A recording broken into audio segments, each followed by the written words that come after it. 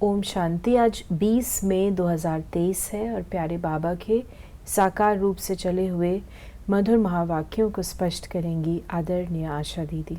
ओम शांति दीदी। ओम शांति। बाबा ने कहा, मीठे बच्चे, ये ज्ञान बड़े मज़े का है। तुम हर एक अपने लिए कमाई करते हो, तुम्हें और किसी का भी ख्याल नहीं करना है। अपनी इस देह को भी भूल कमाई में लग जाना है। बाबा कहते हैं अपने पुरुषार्थ में सेल्फिश बनो, किसी का भी ध्यान नहीं करो। आपको जो पुरुषार्थ करना वो आप करते रहो, दूसरों को मत देखो। प्रश्न है, अविनाशी कमाई करने की विधि क्या है? इस कमाई से वंचित कौन रह जाता है? ये अविनाशी कमाई करने के लिए रात को व अमृत वेले जागकर बाप को याद करते रहो, विचार सागर मंथन करो। कमाई में कभी उबासी या नींद नहीं आती। तुम चलते फिरते भी बाप की याद में रहो तो हर सेकंड कमाई है। तुम्हें बाबा कमाई का शौक बता रहे हैं कि अगर कमाई का शौक होगा तो चलते फिरते भी याद करने का प्रयास करेंगे, अमृत वेला भी करेंगे, रात को उठ करके भी करेंगे। ये सब डिपेंड करता है कमाई का शौक। तुम्हें इंडिपेंडेंट अपने लिए कमाई करनी है। जो उस विनाशी कमाई के लोभ में ज्यादा जाते हैं वो इस कमाई से वंचित हो जाते हैं। गीत है, जाग सजनिया जाग। बच्चों ने गीत सुना, बुद्धि में बैठा। साजन कहो या बाप कहो, उनको पतियों का पति क्यों कहा जाता है? अंग्रेजी में ब्राइड्स भी कहते हैं, साजन को ब्राइड ग्रूम कहते हैं। वो है निराकारी साजन। यहाँ साकारी साजन की कोई बात नहीं, निराकारी साजन को भी सजनी ज़रूर चाहिए, नहीं तो निराकार साजन भी सजनी बगैर रचना कैसे रचे। बच्चे जानते हैं कि वो निराकार किस सजनी द्वारा रचना रचते हैं। वो परम पिता परमात्मा इसमें प्रवेश कर सभी को जगा रहे हैं। तो बाबा ने कहा, पुराना युग कहा जाता है कलयुग को, तो तुम बच्चों को अनुभव हो रहा है कि हम यहाँ आए हैं ज्ञान सागर के पास रिफ्रेश होने के लिए, सम्मुख धारणा करने के लिए। बच्चों को सम्मुख जितना मज़ा आता है उतना सेंटर्स पर नहीं। तुम बच्चे सम्मुख हो और सेंटर्स वाले दूर हैं। बाबा के सामने बैठ के मुरली सुनने में तो जो आनंद आता है उस सेंटर पर बैठ के थोड़ी आता है। इसलिए बाबा कहते हैं नंबर 1 है सम्मुख सुनना, नंबर 2 है टेप के द्वारा सुनना, और नंबर 3 है सेंटर्स पर सुनना। फिर बाबा ने कहा, बाप अपने मुकर्रर किए हुए रथ में आए हैं। कहते हैं मैं कल्प कल्प इसमें रथी हूँ, क्योंकि इस ब्रह्मा रथ द्वारा ब्राह्मण कुल स्थापन करता हूँ। अगर श्री कृष्ण के तन में आए तो फिर दैवी कुल हो जाए, सतयुग हो जाए। श्री कृष्ण का शरीर सतयुग में होता है। बच्चे समझते हैं हमको बेहद का बाप बैठ तीनों कालों का ज्ञान दे, त्रिकालदर्शी बना रहे हैं, ड्रामा के आदि मध्य अंत का ज्ञान दे रहे हैं। जो घड़ी बीत चुकी वो हूबहू रिपीट होगी। हूबहू, ये बात समझे, पुनरावृत्ति। जैसे घड़ी का डायल होता है, वो जैसे वैसे ही घूमेगा ना, बार बार घूमेगा, वैसा ही घूमेगा। आप पीछे से आगे नहीं होगा, आगे से पीछे नहीं होगा। वैसे तो ऐसे ही ये विशाल घड़ी जो है बेहद की, ये हूबहू पुनरावृत्त होती है। अब बाप स्वयं कहते हैं, सजनिया मैं आया हूँ तुमको जगाने, नई दुनिया स्थापन करने। जो सतयुग था वो अब रिपीट होगा, अब नवयुग आने वाला है। दुनिया समझती है नवयुग आने में 40,000 वर्ष पड़े हैं। ये मनुष्यों की बड़ी भूल है। अभी बच्चे निश्चय बुद्धि हो गए हैं। दुनिया वालों के लिए ज़रूर नया ज्ञान है। सतयुग में देवी देवता होंगे और धर्मों का पता भी नहीं रहेगा। ये बाबा ने बताया सतयुग में देवी देवता धर्म है, अन्य धर्म जो है वो सब परम धाम में उस समय होते हैं, वो इस धरती पर नहीं होते। जिस समय देवी देवता है तो केवल देवी देवता है। ये है ज्ञान, बाप और वर्षे को याद करना। अभी तुम जानते हो सतयुग में इतना समय राज्य होगा, फिर त्रेता में राम सीता राज्य करेंगे। बच्चों को सीनरियाँ देखने में आती हैं। तुमने 84 जन्म पूरे किए हैं, ये बुद्धि में है, ये है नई नॉलेज। बाप कहते हैं मैं कल्प के संगम युग पर आता हूँ। इस संगम पर परम पिता परमात्मा रथी बना है। हम रथी आत्मा को वापस ले जाने। हम सब रथी हैं। अपने को आत्मा समझना है। तुम बच्चे घड़ी घड़ी भूल जाते हो। हम आत्माओं ने 84 जन्म का पाठ बजाया है। अब बाबा आया है, हमको सारा राज समझाते हैं। बाबा ने कहा कि लौकिक बाप कभी बच्चों को आप समान नहीं बनाते। एक ही बाप के बच्चे कोई कारपेंटर होंगे तो कोई सर्जन, कोई इंजीनियर होंगे। यहाँ ऐसा नहीं है। यहाँ तुम सभी मनुष्य से देवता बनते हो।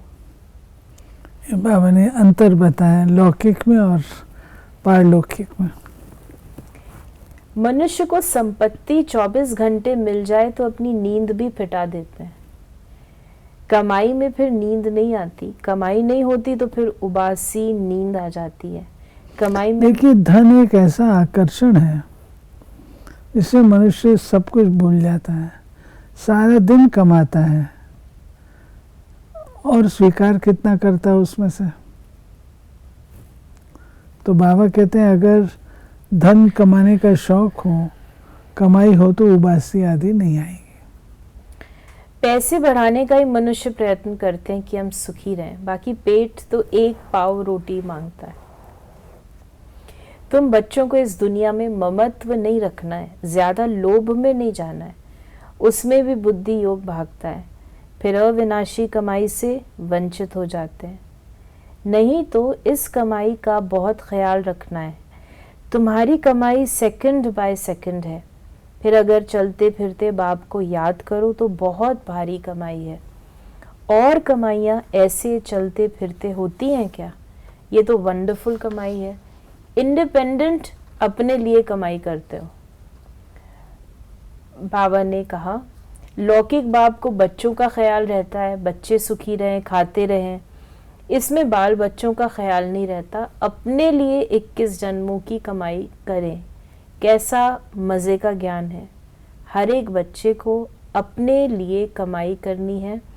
बाल बच्चे मित्र संबंधियों को भी याद नहीं करना है, अपनी देह को भी याद नहीं करना है। बाबा को भले इस देह में आना पड़ता है, परंतु है तो देही अभिमानी। बाबा इस बात को बहुत जोर देते हैं कि किसी भी देहधारी को याद नहीं करना है।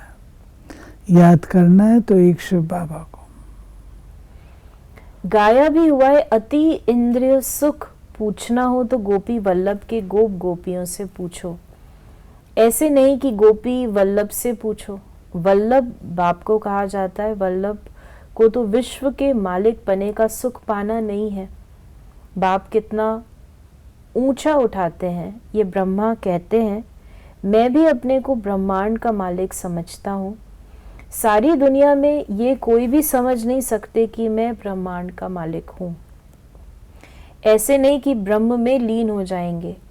कहाँ ब्रह्म में लीन होना, कहाँ ब्रह्मांड का मालिक बनना, बहुत फर्क है। तुम विश्व के मालिक बनते हो, ये याद स्थायी रखनी है। इसको कहा जाता है विचार सागर मंथन। इससे तुमको खुशी का पारा बहुत चढ़ेगा। ये तो निश्चय करना चाहिए कि ये हमारा बाप है। बाप के सिवाय ऐसी बातें कोई समझा ना सके। दिल में नोट करना चाहिए यहाँ नोट्स लेते हैं स्मृति में रखने के लिए, फिर वे काम नहीं आएंगे। बैरिस्टर के पास बहुत किताबें रहती हैं, शरीर छूटा खलास, पता नहीं दूसरे जन्म में क्या बनेंगे। बाबा ये बताते हैं कि जो भी कमाई है तुम बच्चों की भविष्य के लिए, और दुनिया में जो भी है वो इसी जन्म के साथ खत्म हो जाती है। कोई कोई समझ, आपका नाम, आपका मान, आपकी शान, आपका धन, संपत्ति सब इस जन्म के साथ खत्म। कोई समझते हैं ज्ञान में आने से हमको घाटा पड़ा है। घाटा फायदा तो पुरानी दुनिया में है ही। आज कोई वजीर है, किसी ने शूट किया तो खलास, सबको घाटा पड़ता है। किनकी दबी रहेगी धूल में, सबको घाटा है। सिर्फ तुम बच्चों को सदा काल के लिए फायदा है भविष्य में।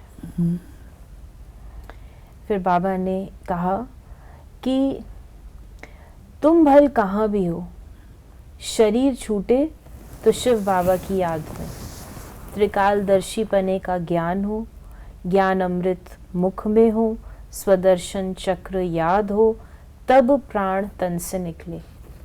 कहाँ वो भक्ति मार्ग की कहावत, कहाँ ये ज्ञान की बातें। मनुष्य जब मरने पर होते हैं तो हाथ में माला देते हैं, कहते हैं राम राम कहो तो सदगति हो जाएगी। परंतु राम कौन है, कहाँ है, कोई जानते नहीं। फिर बाबा ने हम बच्चों को आज वरदान दिया, नए ते नए, ऊंचे ते ऊंचे संकल्प द्वारा नई दुनिया की झलक दिखाने वाले श्रेष्ठ आत्मा भव। नया दिन, नई रात तो सब कहते हैं, लेकिन आप श्रेष्ठ आत्माओं का हर सेकंड, हर संकल्प नए ते नया, ऊंचे ते ऊंचा, अच्छे ते अच्छा रहे, तो चारों ओर से नई दुनिया की झलक देखने का आवाज़ फैलेगा और नई दुनिया के आने की तैयारी में जुट जाएंगे। जैसे स्थापना के आदि में स्वप्न और साक्षात्कार की लीला विशेष रही, ऐसे अंत में भी यही लीला प्रत्यक्षता करने के निमित्त बनेगी। और साक्षात्कार की जो लीला है ना, बाबा कहते हैं कि शुरू में जो स्थापना हुई उसमें साक्षात्कार का बहुत बड़ा पार्ट था। घर बैठे लोगों को साक्षात्कार होता था, बाबा के सामने आते थे, साक्षात्कार हो जाता था। किसी को शिव बाबा का होता था, किसको श्री कृष्ण का होता था, किसको स्वर्ग का होता था। तो उससे बहुत आत्माएं बाबा के करीब आई। तो यही चीज़ बाबा कहते हैं अंत में भी होगी। स्लोगन है, माया जीत बनना है तो एक बाप को ही अपना कंपेनियन बनाओ और उसी की कंपनी में रहो। तो ये थे बाबा के आज के महावाक्यों का स्पष्टीकरण। ओम शांति।